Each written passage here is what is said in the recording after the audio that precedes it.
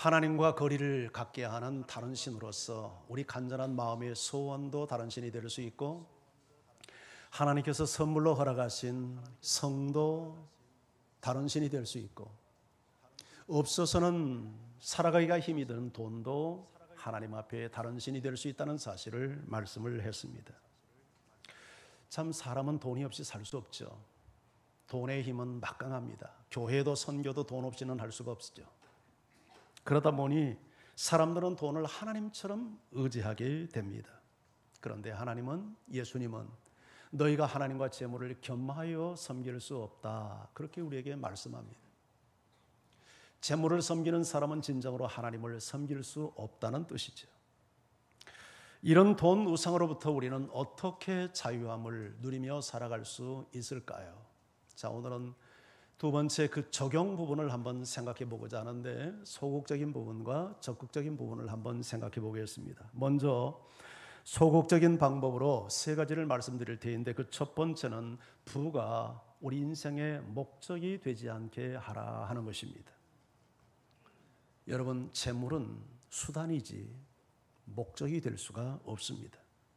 만약 재물을 내 인생의 목적으로 삼으면 그 사람은 하나님을 떠나고 믿음을 저버리게 될 겁니다. 영생의 문제라는 아주 심각한 문제를 가지고 주님 앞에 나와 고민하는 한 젊은 부자가 있었습니다. 예수님, 제가 무엇을 해야 영생을 얻을 수 있겠습니까? 아마 이 사람은 무슨 행위를 통해서 구원을 얻을 수 있다고 생각했던 것 같습니다. 율법주의자죠. 그런 그를 향하여 예수님은 내가 계명을 안 하니 계명을 지키라 하면서 몇 가지 인간 계명을 그에게 제시합니다. 그런데 놀랍게도 이 젊은 부자는 어려서부터 그 모든 것을 다 행했다고 말합니다. 그런 그를 향하여 예수님은 말씀합니다. 너에게 한 가지 부족한 것이 있구나. 너의 재물을 팔아서 가난한 사람들에게 주고, 그리하면 하늘에서 내게 보화가 있을 거다. 그리고 와서 나를 쫓으라. 그런데 성경은 그 사람이 재물이 심히 많아 근심하며 돌아갔다, 그렇게 기록하고 있습니다. 떠나가는 그를 향하여 예수님이 제자들에게 말씀합니다. 재물이 많은 부자가 하나님의 나라에 들어가기가 얼마나 어려운가? 낙타가 바늘귀로 들어가는 것보다 더 어렵다. 재물은 우리에게 필요하지만 신앙생활을 하는데 결정적인 장애 요소가 될 수 있음을 예수님은 말씀하신 것입니다. 물론 재물이 많다고 다 신앙생활 못하고 하나님과 멀어지는 것은 결코 아닙니다. 성경에 보면 재물이 많지만 경건한 믿음 생활을 했던 사람들이 많이 나타납니다. 거의 아브라함과 동시대를 살았던 사람으로 이해되고 있는 욥, 그는 엄청난 부를 가졌지만 하나님의 인정과 칭찬을 받을 정도로 경건한 삶을 살았던 사람입니다. 믿음의 조상 아브라함 또한 다르지 않습니다. 집에 318명이나 되는 하인들을 거느리고 사는 부자였죠. 그러나 그의 소망은 언제나 하나님이었습니다. 아브라함의 아들 이삭은 어떻습니까? 성경은 그가 거부였다고 말합니다. 그의 아들 야곱은 어떻습니까? 많은 재산을 가졌지만 재물을 의지하는 사람이 아니라 늘 하나님을 의지하고 살았던 믿음의 조상들입니다. 지금도 우리 주변에 재물을 가졌지만 참 경건하게 사는 그리스도인들이 많이 있습니다. 중요한 것은 재물 자체가 아닙니다. 사실은 물질이라고 하는 것, 돈이라고 하는 것, 이건 선도 아니요 악도 아닙니다. 중립적입니다. 다만 이 돈을 대하는 우리의 태도에 의해서 이 재물이 나에게 유익이 되기도 하고 해가 되기도 하는 것이죠. 재물이 수단이 아닌 목적이 되면 그 재물은 내 영혼을 파괴시키고 하나님과 멀어지게 하는 독이 될 수 있고, 그 재물이 하나님이 주신 도구로서 바르게 쓰여질 때 그 재물은 내 인생을 복되게 하는 하나님의 선물이 될 수 있습니다. 우리 디모데전서 6장 9절을 같이 한번 읽을까요? 시작. 부하려 하는 자들은 시험과 올무와 여러 가지 해로운 욕심에 떨어지나니 곧 사람으로 파멸과 멸망에 빠지게 하는 것이라. 부하려 하는 자들은 부를 목적으로 삼고 부를 원하는 사람들입니다. 이런 사람들은 시험과 올무, 덫에 걸리게 되고 여러 가지 어리석고 해로운 욕심에 떨어지고 그래서 결국 파멸과 멸망에 빠지게 된다. 그렇게 말씀합니다. 재물이 목적이 되면 그 인생의 영혼이 병들고 인생이 파괴된다는 이야기죠. 하나님은 우리에게 재물을 목적으로 주지 않고 수단으로, 즉 다시 말해서 은사로 주셨어요. 은사. 은사는 사용하라고 준 거죠. 하나님을 섬기는데 이웃을 섬기는 도구로 쓰라고 은사로 재물을 주셨어요. 그래서 재물이 많건 적건 간에 우리는 재물을 이해할 때 이게 복이 아니라 이게 사명이구나, 이게 은사구나, 이게 하나님과 이웃을 섬기는 도구구나. 그래서 쓰는 연습을 해야 돼요. 없다고 못 쓰면 있어도 못 써요. 아멘? 동의가 안 됩니까? 네. 없을 때 쓰는 연습을, 잘 쓰는 연습을 하지 않으면 있어도 못 써요. 아멘이죠? 그래서 없어도 바르게 쓰는 훈련을 해야 돼요. 그래야 있을 때 여전히 바르게 쓸 수 있어요. 재물을 은사로 여기지 않고 복으로 여기고 의지의 대상으로 여긴 사람들이 어떻게 되는가를 성경은 이렇게 이야기합니다. 제가 야고보서 5장 1절 3절을 한번 읽어볼게요. 들으라 부한 자들아, 너희에게 임할 고생으로 말미암아 울고 통곡하라. 너희 재물은 썩었고 너희 옷은 좀먹었으며 너희 금과 은은 녹이 쓸었으니 이 녹이 너희에게 증거가 되며 불같이 너희 살을 먹으리라. 너희가 말세에 재물을 쌓았도다. 모든 부자를 두고 한 말이 아니라 재물을 바르게 쓰지 않고 저축만 한, 쌓아놓기만, 자기를 위해서 의지의 대상으로 우상으로 쌓기만 한 부자들에게 주는 경고죠. 너희에게 임할 고생, 너희에게 임할 재앙으로 인하여 울고 통곡하래요. 왜요? 너희 재물은 썩었고 너희 옷은 좀먹었고 너희 금과 은은 녹이 슬었대요. 이게 무슨 말이에요? 쓰지 않는 재물, 하나님이 쓰라고 은사로 주고 선물로 준 이 도구를 쓰지 않고 창고에 저장만 해놓은 것이 바로 심판날 너희에게 증거가 되어서 불같이 네 살을 먹게 되리라. 심판의 증거물이 된다는 거예요. 재물이 많을수록 책임도 커진다는 얘기 아닙니까? 하나님이 선물로 쓰라고, 하나님 섬기고 이웃 섬기는데 쓰라고 준 재물을 바르게 쓰지 않고 창고에 저장만 해놓고 있으면 그것이 증거물이 되어서 심판날 네 살을 먹는 증거물이 된다는 거예요. 오늘 성경 우리가 읽었던 디모데전서 본문에서도 같은 맥락의 말씀을 합니다. 17절을 제가 읽어볼게요.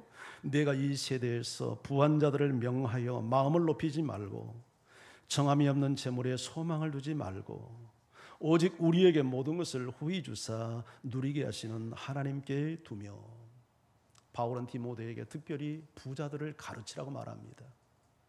두 가지를 가르치라고 그랬죠. 하나는 마음을 높이지 말라요. 재물 때문에. 돈이 늘어난다고 그래서, 재물이 늘어난다고 그래서 마음을 높이지 말라는 게 교만 떨지 말고 거만 떨지 말라는 얘기죠.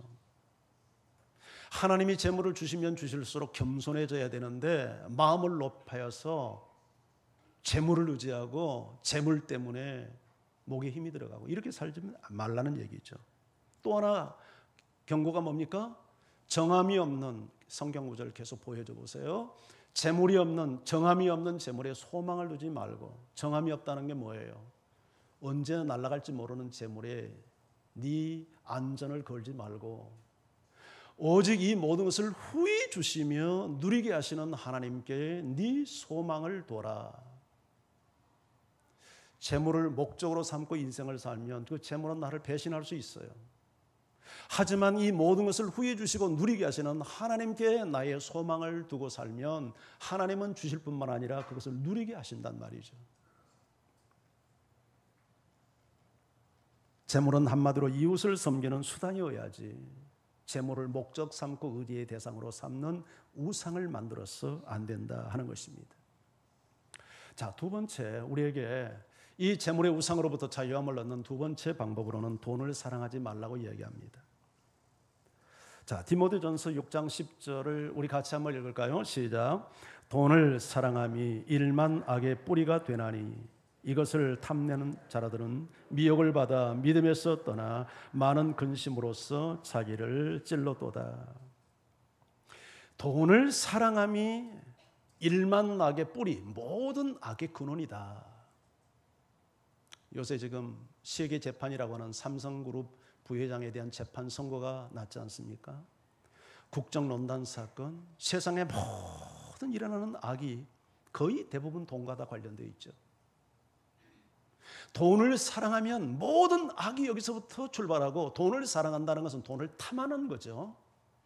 그렇게 되면 미혹을 받아서 어떻게 된다고요? 성경 구절을 설명할 때는 조금 보여주세요. 방송실. 미혹을 받아 어떻게 됩니까? 믿음에서 떠납니다. 그리고 많은 근심으로 자기를 찌른대요. 돈을 자기 죽으려고 돈 번 사람 어디 있어요?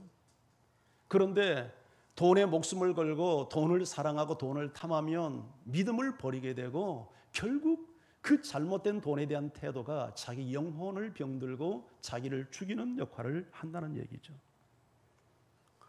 히브리서 13장 5절도 보면요, 돈을 사랑하지 말고 있는 바를 족한 줄로 알라. 그가 친히 말씀하시기를 내가 결코 너희를 버리지 아니하고 너희를 떠나지 아니하리라 하셨느니라. 돈을 사랑하지 말고 있는 바를 족한 줄로 알래요. 왜냐하면 하나님이 너희를 버리지 않고 너희를 떠나지 않기 때문에 그렇다는 거예요. 우리의 안전과 우리의 의지의 대상이 하나님이지 재물이 될 수 없다는 얘기죠. 그래서 있건 없건 간에 있는 것을 족한 줄로 알아라. 왜? 하나님이 너희를 책임지지 돈이 너희를 지키는 게 아니기 때문에. 내가 너희를 버리지 않고 너희를 떠나지 않는다, 이렇게 말씀하신 거죠.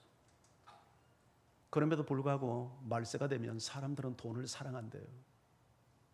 디모데후서 3장 1절 2절에 보면 너는 이것을 알라. 말세에 고통하는 때가 이르러 사람이 자기를 사랑하며 돈을 사랑하며 자랑하며. 말세는 고통하는 때예요. 사람들이 다 이렇게 힘들게 살고 고통을 하는데, 그 특징이 왜 이런 현상이 일어나면 사람들이 자기만을 사랑하고 돈을 사랑하고 돈을 자랑하고. 돈을 사랑하는 사람이 남에게 나눌 수 있겠습니까? 돈을 사랑하니까 더 많은 돈을 얻기 위하여 착취하고 유린하고, 이러다 보니까 고통이 가중되어 가는 거죠. 고통이. 돈을 나누면 우리 사회가 풍성하고 행복하고 삶이 여유롭고 관계가 좋아지고 할 텐데, 자기를 사랑하고 돈을 자랑하는데 인생의 목표를 두고 사니까 세상이 아주 힘들어지는 거예요. 있는 사람들은 더 많은 돈을 얻기 위해서 저임금으로 일하는 사람들의 임금을 착취하는 일들이 돈을 사랑하는 것 때문에 일어나는 일이죠. 바울은 이 이야기를 하면서 조금 내려가서 5절에서 이렇게 권면합니다. 이 같은 자들에게서 네가 돌아서라. 돈을 사랑하고 자기를 사랑하고 돈을 자랑하는 사람에게서 돌아서라. 이게 무슨 말이에요? 이게 성도의 삶이 아니라는 얘기죠. 성도가 그런 데 가치관을 두고 그런 스타일의 삶을 살아서는 안 된다는 이야기죠. 실제로 성경은 돈을 사랑하다가 인생이 망한 많은 사람들을 소개합니다. 우선 아브라함의 조카 롯을 한번 보십시오. 아브라함과 롯은 그 환경에서 살았지만 너무 가치관이 달라요. 아브라함은 늘 하나님 중심인데 롯은 늘 물질 중심이잖아요. 그래서 아브라함과 헤어질 때도 물질을 중심으로 해서 선택하고, 죄악의 소울인 소돔성에 들어간 것도 그가 물질 중심의 삶을 살았기 때문이죠. 그런데 이런 롯이 남는 게 뭡니까? 아무것도 남는 게 없죠. 다 잃었죠. 그의 부인, 롯의 부인은 어땠습니까? 소돔성을 하나님이 심판할 때 경고하죠. 뒤돌아보지 말고 앞만 보고 가라. 그런데 그 불타는 재물에 대한 미련을 버리지 못해서 뒤를 돌아보다가 소음기둥되고 말잖아요. 이스라엘 백성들이 가나안을 정복할 때 그 첫 성 여리고성, 이것은 내 것이니 손대지 말라, 그 경고를 무시하고 아간이 금덩이에 눈이 멀어가지고, 외투에 눈이 멀어가지고 그걸 훔치잖아요. 결과가 뭡니까? 아간만이 아니라 그 일가족, 그 아내, 그 자식들, 심지어 짐승까지 다 돌에 맞아 죽는 참사를 불러옵니다. 발람 선지자는 어땠습니까? 이 사람은 참 선지자인지 거짓 선지자인지 잘 헷갈리게 만듭니다. 하나님을 의지하고 이렇게 예언하는 사람인데, 그가 모압 사람이 모압 왕이 그에게 뇌물을 갖다 주면서 이스라엘 좀 저주해달라고 하니까 유혹을 받아가지고 하나님은 막는데도 계속 끌리니까 하나님이 허용을 하죠. 결국 이 사람은 하나님의 심판을 받아 죽습니다. 초대교회가 막 성령의 역사로 부흥이 일어나는데, 그래서 은혜를 받으니까 사람들이 막 헌금을 하잖아요. 아나니아와 삽비라도 체면 때문에 헌금을 작정합니다. 밭을 팔았어요. 그런데 막상 박치려고 하니까 아까운 생각이 드니까 절반을 딱 숨겼어요. 하나님을 속인 거죠. 성령을 속인 거죠. 하나님이 죽여버리잖아요. 초대교회의 거룩성을 훼손하는 이 아나니아와 삽비라 부부, 세상에 헌금하다가 죽은 사람이 있어요. 전부 다 돈을 사랑해서 일어난 비극들입니다. 여러분, 돈의 우상으로부터 우리가 자유함을 얻기 위해서 돈을 탐하는, 돈을 사랑하는 일로부터 자유함을 누리는 은혜가 있기를 축복합니다. 마지막 세 번째 소극적인 방법으로는 빚지지 말라는 것입니다. 성경은 분명히 우리에게 빚지지 말라고 가르칩니다. 시편 노마서 13장 8절 말씀을 같이 한번 읽어볼까요? 시작.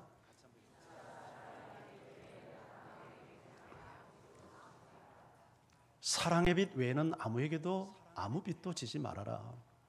사랑의 빚은 누가 나를 사랑해서 주는 것은 받을 수 있지만 내가 스스로 손 내밀어 빚 얻지 말아라 하는 말이죠.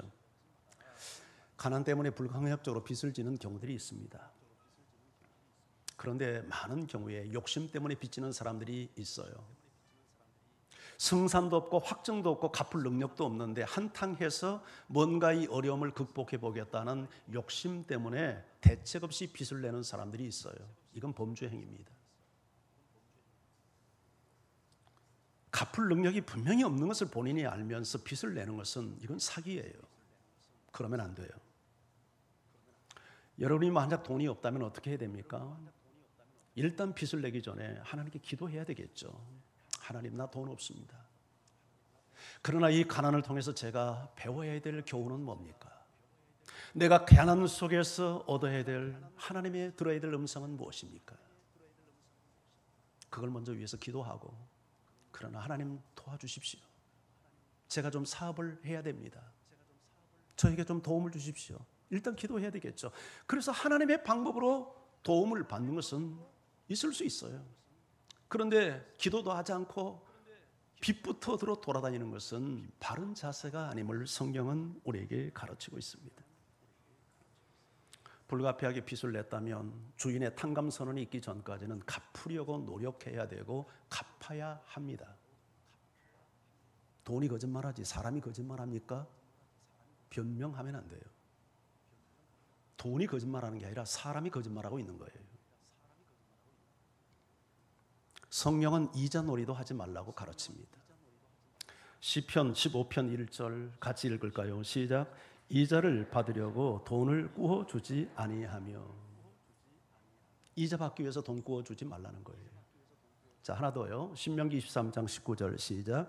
내가 형제에게 구워주거든 이자를 받지 말지니 곧 돈의 이자, 식물의 이자, 이자를 낼 만한 모든 것의 이자를 받지 말 것이라.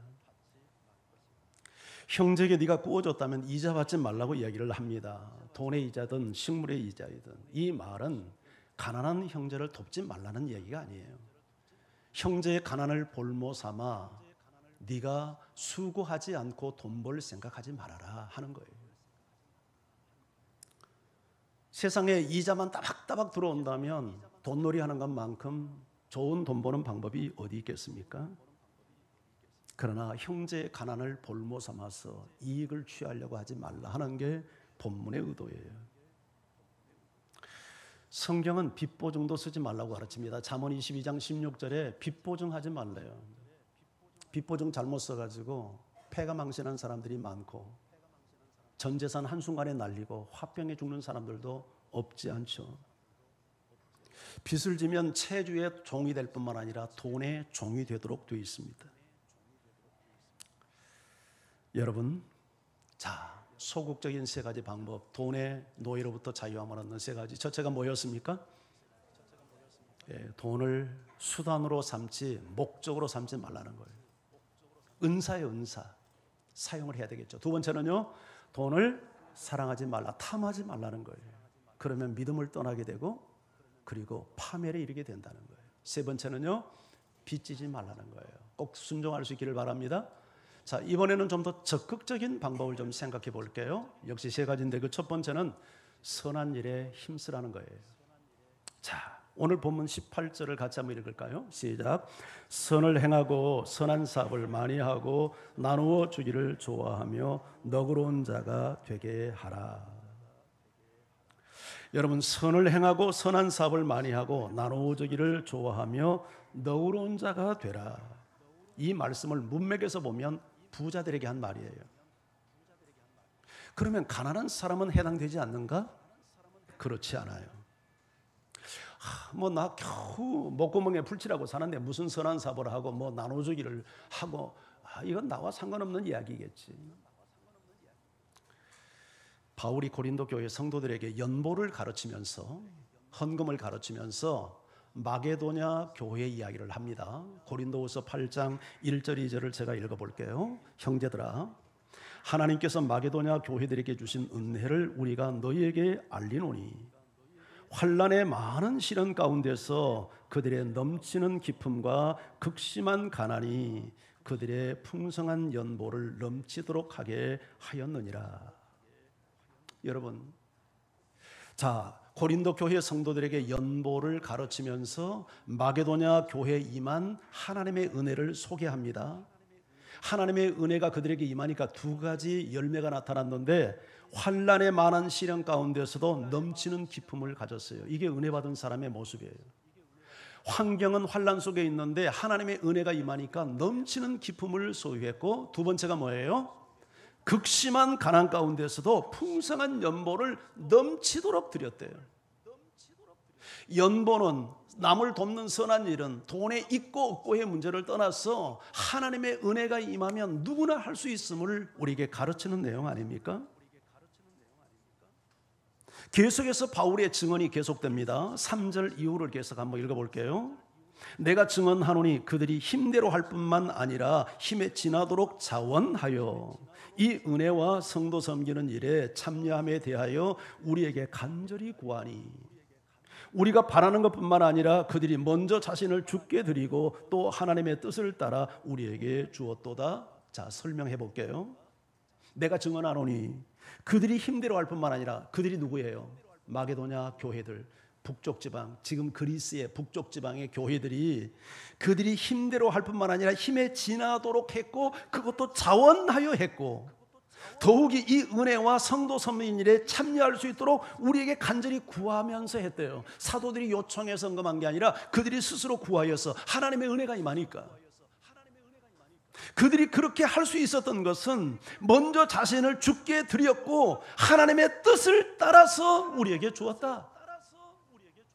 그들 자신을 하나님의 은혜를 받고 하나님께 먼저 드리고, 내게 있는 모든 것이 하나님의 것이요 내가 하나님의 것이니 하나님께 드리고 하나님의 뜻을 따라, 없지만 극심한 가난 가운데서도 작은 물질이지만 하나님의 뜻을 따라 제가 쓰겠습니다 하고 이렇게 순종했다는 거예요. 이런 은혜의 순종의 결과에 따라서 그들이 풍성한 연보를 드리고 선한 사업에 힘쓸 수 있었다는 거예요. 이런 은혜가 여러분과 함께하기를 주의 이름으로 축원합니다. 세상에는 두 종류의 사람이 있습니다. 늘 받기만 하고 사는 사람이 있는가 하면 주면서 사는 사람이 있어요. 저는 목사로서 돈이 없지만 참 감사한 것은 제가 우리 형제들에게도 받는 것에 비해서 주는 것이 훨씬 많게 하나님이 살도록 믿음을 주셨어요. 감사해요.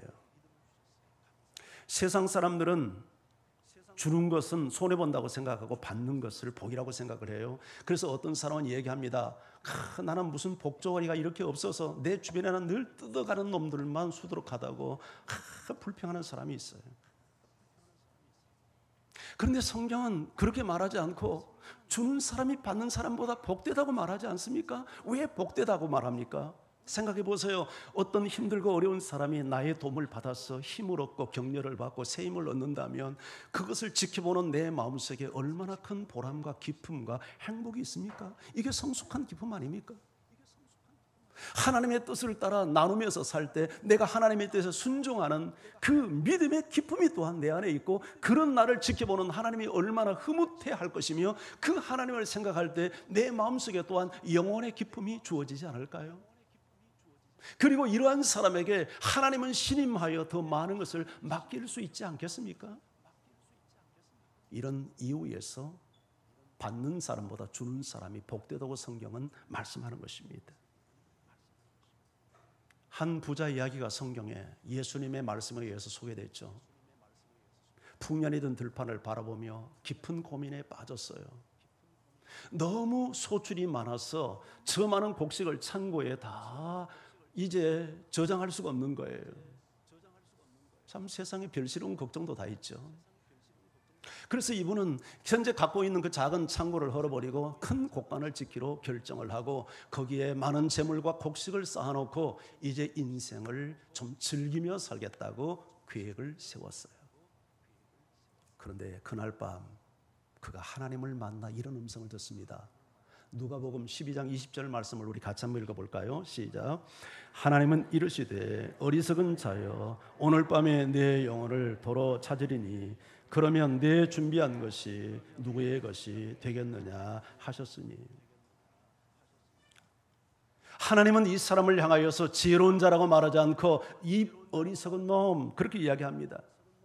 내가 오늘 밤 네 영혼을 도로 찾으면 내 예비한 것이 누구것이 되겠느냐. 하나님은 왜 이 사람을 어리석은 자라고 판단했을까요? 그 이유를 그 다음 절 21절에서 이렇게 설명해 놓고 있습니다. 이 말씀도 같이 읽죠. 시작.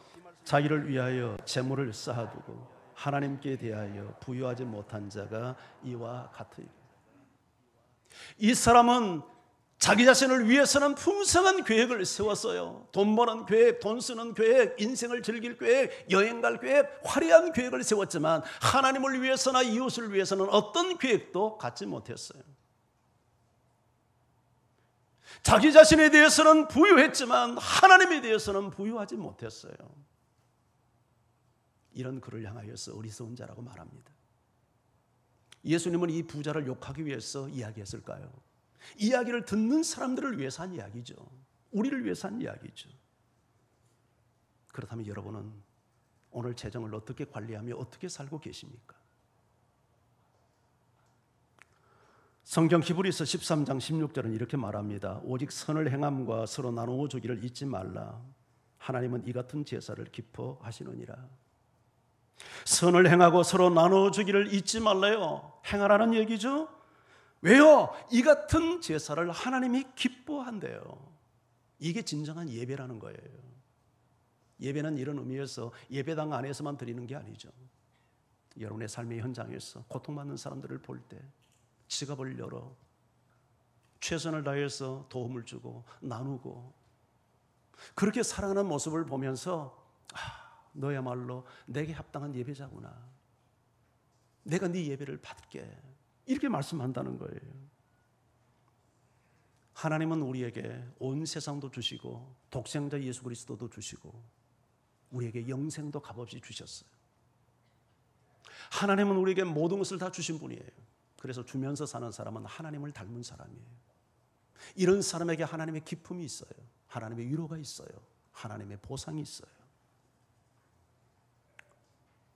돈의 우상으로부터 우리가 자유하는 적극적인 방법 뭐예요?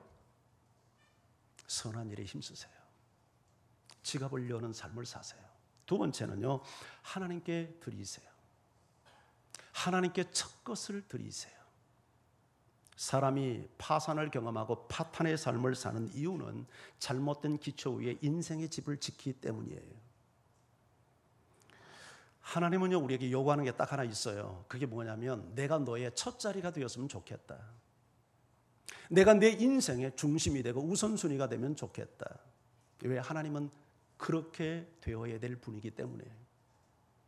하나님이 내 삶의 저 끝자리가 아니라 하나님이 내 인생의 첫 자리가 되기를 원하셔요. 그래서 이렇게 말씀합니다. 잠언 3장 9절 10절 우리 같이 읽죠. 시작.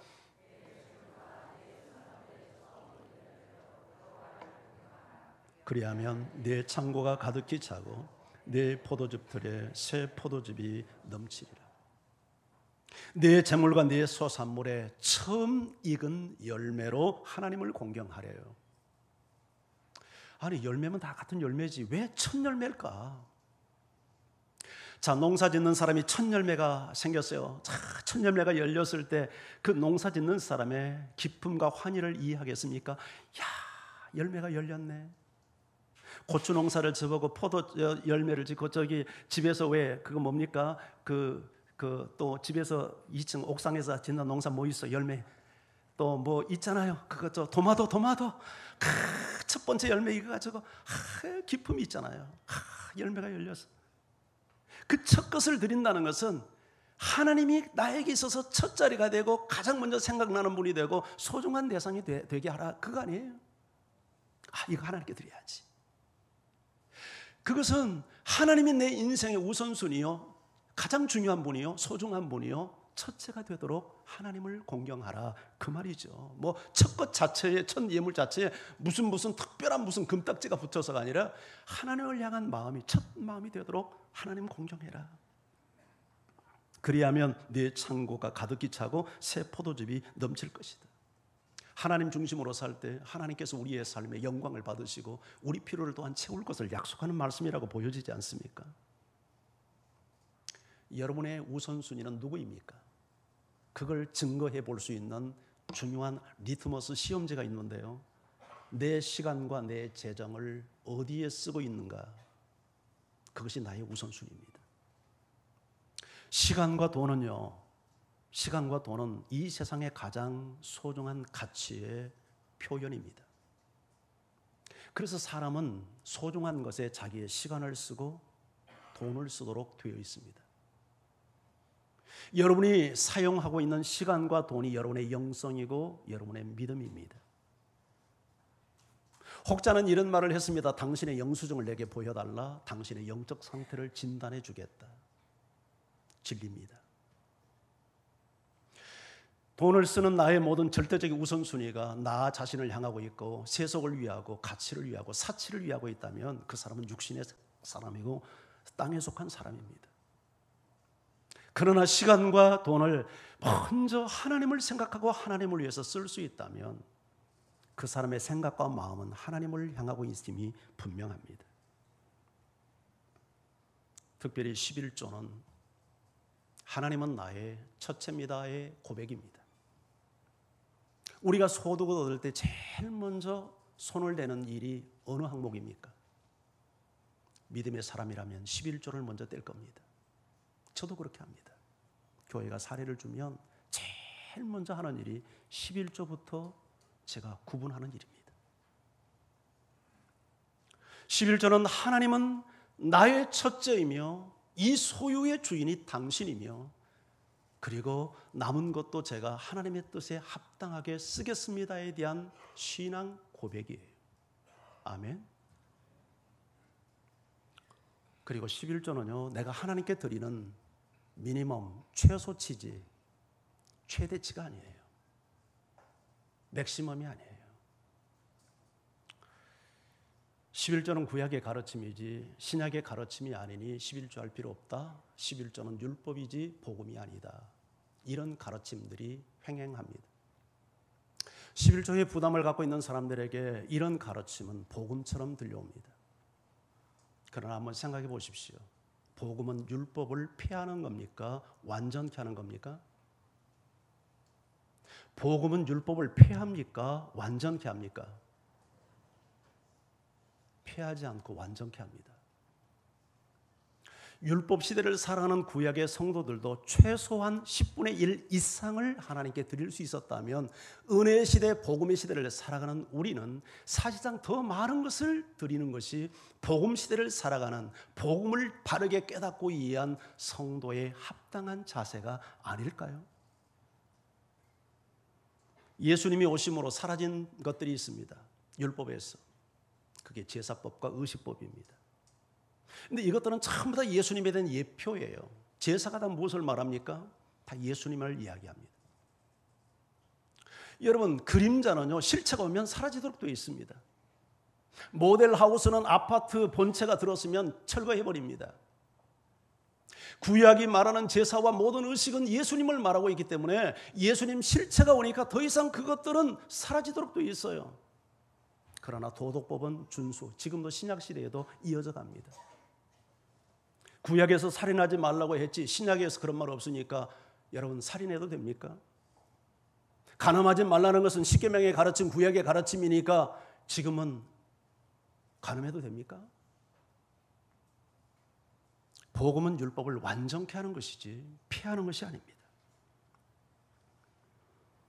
더욱이 구약의 11조는 11조를 통해서 제사장과 레위 사람들이 성전에서 종사하는 사람들이 생활을 유지하게 했고 또 성전 운영을 했고 또 가난한 사람들을 구제하는데 11조가 구약시대에도 사용되었듯이 신약도 동일한 원리로 쓰여지지 않습니까?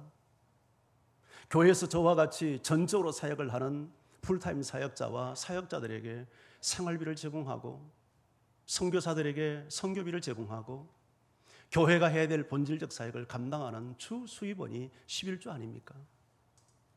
이런 것들이 부정된다면 어떻게 교회가 교회의 역할을 감당해낼 수 있겠습니까? 이런 이유 때문에 10의 1조뿐만 아니라 10의 2조, 10의 3조, 심지어 10의 9조까지 드리며 사는 사람들이 우리 주변에서 나타납니다. 그들이 율법 때문에 10의 9조를 드리겠습니까? 아닙니다. 하나님의 은혜가 너무 커서 율법의 가르침을 뛰어넘는 은혜의 반응을 하나님께 하고 있는 것입니다. 오늘 마지막 절 19절은 이렇게 우리에게 격려합니다. 같이 읽죠. 시작. 이것이 장래에 자기를 위하여 좋은 터를 쌓아 참된 생명을 취하는 것이니라. 이것이 뭡니까? 문맥에서 놓고 보면 선한 사업에 힘쓰고 나눠주기를 좋아하고 베푸는 데 너그럽게 하고 하나님의 나라 위해서 헌신하는 거죠. 이것이 자기를 위하여 좋은 터를 쌓고 참된 생명을 취하는 것이라고 격려하고 있어요. 재물을 바르게 쓰는 것은, 재물을 하나님의 뜻대로 쓰는 것은 나의 유익을 위해서 나를 유익하게 하는 일이요, 나를 참으로 복되게 하는 일이요, 참된 생명을 취하는 길이라고 가르치고 있는 것입니다. 돈을 잘 버는 사람들은 어디에 돈을 투자해야 할지를 압니다. 미국에서 1, 2 부를 다투는 빌 게이츠와 함께 1, 2를 다투는 워렌 버핏이라는 사람이 있는데 이분은 투자의 귀재로 알려지고 있습니다. 주식 투자를 해서 엄청난 돈을 번 사람입니다. 그런데 이 사람은요, 어디에 투자를 해야 될지를 눈에 보이는 거예요.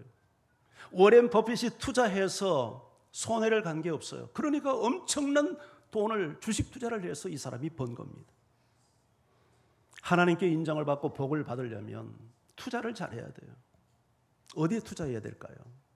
하나님이 기뻐하는 곳, 하나님이 말씀하시는 곳에 투자를 해야 우리가 복을 받지 않겠어요?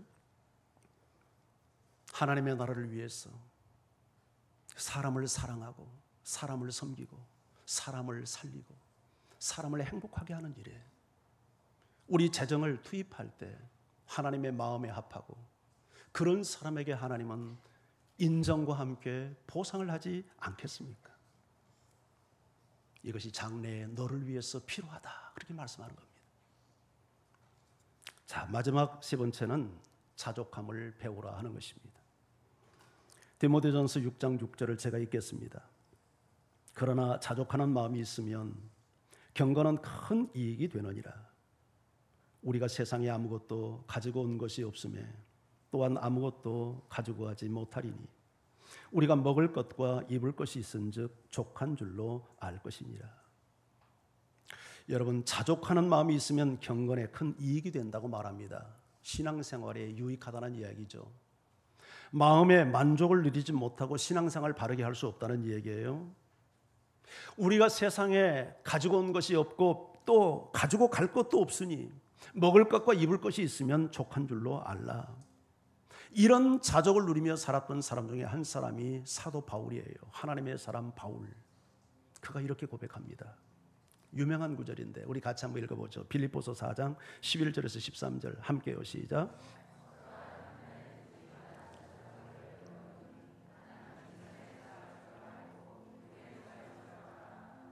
모든 일 곧 배부름과 배고픔과 풍부와 궁핍에도 처할 줄 아는 일체의 비결을 배웠노라.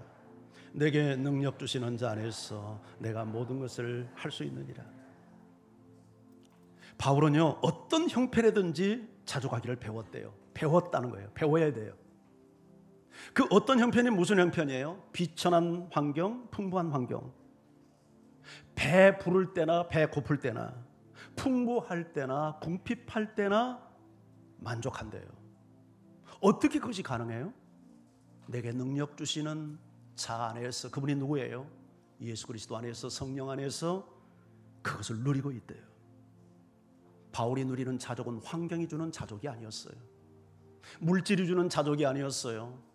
그가 얻는 자족은 믿음의 자족, 예수 그리스도 안에서 누리는 자족이었어요. 예수 안에서 환경을 초월하는 신비한 자족을 경험하고 살았던 거예요. 예수님 때문에 가난하기 때문에 예수 안에 있는 바울은 가난 때문에 비굴하지 않았고 부하다고 교만 떨지 않았다는 얘기예요. 이런 자족감이 여러분에게도 있기를 주의 이름으로 축원합니다. 그러기 위해서 저는 여러분에게 도전합니다. 예수 그리스도 안에 있기를 원합니다. 주님을 더 깊이 알고 주님과 교제하고 그분의 임재 속에 살고 그분과 동행하는 삶을 살아갈 수 있기를 바랍니다. 예수 안에 거하는 사람은 가난이 주는 불편을 넉넉히 이겨냅니다. 예수 안에 있는 사람, 질병이 주는 두려움도 극복할 수 있습니다. 예수 안에 있는 사람, 환경이 주는 고통도 이겨낼 수 있습니다. 예수 안에 있는 사람, 심지어 죽음이 주는 공포감도 극복해낼 수 있습니다. 이것이 예수 안에서 바울이 누리고 있는 자족의 능력이고 비결이었습니다. 이런 사람은 절대 돈의 노예로 살지 않을 것입니다. 돈을 우상화하지 않을 것입니다. 오늘 이런 은혜가 여러분과 함께하기를 원합니다. 저는 오늘 여러분이 돈의 우상화로부터, 돈의 노예로부터 자유함을 누리는 크게 두 가지 소극적인 방법과 적극적인 방법을 소개했습니다. 한번 우리 복습해 보십시다. 소극적인 방법으로 어떻게 해야 된다고요? 부를 목적화하지 말고 수단화하라는 것이에요. 재산을 많이 갖는 것이 내 인생의 목적이 아니라 주신 대로 자꾸 쓰는 연습을 하세요. 왜요? 선물이고 은사니까요. 돈을 사랑하지 말라요. 돈에 대한 탐심을 갖지 말라요. 이런 사람은 믿음을 떠나고 그 영혼이 파멸과 멸망에 처할 수밖에 없대요. 그리고 빚지지 말래요. 대부분 많은 사람들은 욕망 때문에 빚을 져요. 그러나 빚을 지면 체주의 종이 될 뿐만 아니라 돈의 종이 되고 말아요. 이제 적극적으로 우리가 돈의 자유함을 얻기 위해서는 선한 일에 힘을 쓰래요. 좀 나누어주고 베푸는데 너그러운 삶을 살래요. 있고 없고의 문제가 아니에요. 마게도냐 성도들은 가난했지만 하나님의 은혜 가운데 풍성한 연보를 드렸고 넘치는 이 선행을 베풀며 살았어요. 우리도 그렇게 할 수 있어요. 그리고 하나님께 먼저 드리세요. 하나님이 언제나 나의 첫째가 되게 하세요. 하나님, 당신은 나의 근원입니다. 존재의 목적입니다. 하나님은 나의 첫째입니다. 시간과 재정을 쓰는데도 하나님이 첫째가 되게 하세요. 그리고 자족함을 배우세요. 예수님 안에서. 예수님의 임재 안에 사는 사람은 환경을 초월한 자족을 누릴 수 있어요. 오늘 이 은혜가 여러분과 함께하기를 주의 이름으로 축원합니다. 우리 같이 찬양하면서 나가죠.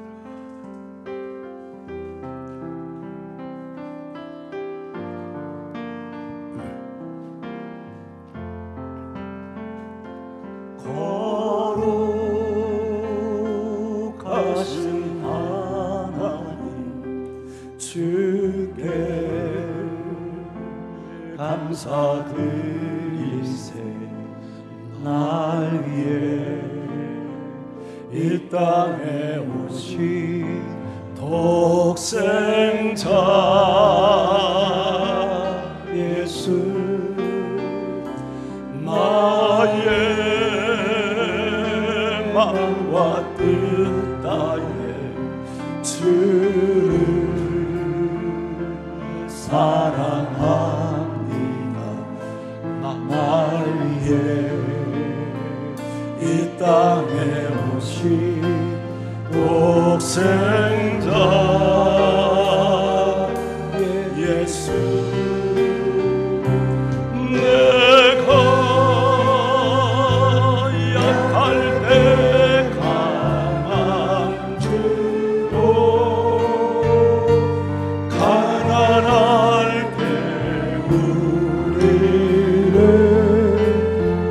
부욕해 하신 나의 주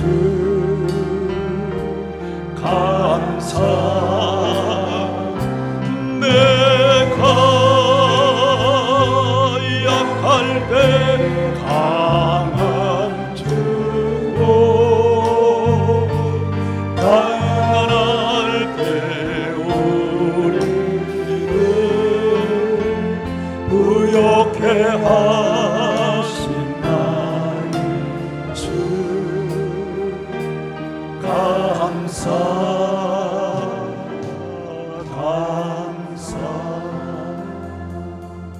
하나님은요, 우리가 돈을 우상화하며 사는 게 아니라 하나님을 나의 신으로 섬기고 살기를 원합니다. 왜요? 돈을 우상하고 살면 하나님을 떠나도록 돼 있거든요. 그래서 이런 우상화의 유혹으로부터 우리가 벗어나기 위해서 돈을 목적화하지 말고 은사로 쓰세요. 이런 유혹에서 승리하기 위해서 우리가 어떻게 됩니까? 돈을 사랑하지 말고, 탐하지 말고, 빚지지 말고, 적극적으로 선한 일에 힘쓰고 하나님께 먼저 드리는 삶을 살고, 그리고 예수 그리스도 안에서 자족의 삶을 살라고 우리에게 도전하고 있습니다. 하나님, 이 은혜 주셔서 우리가 이런 삶을 살게 도와주세요. 기도하며 하나님 앞에 함께 나갑니다. 할렐루야. 하나님,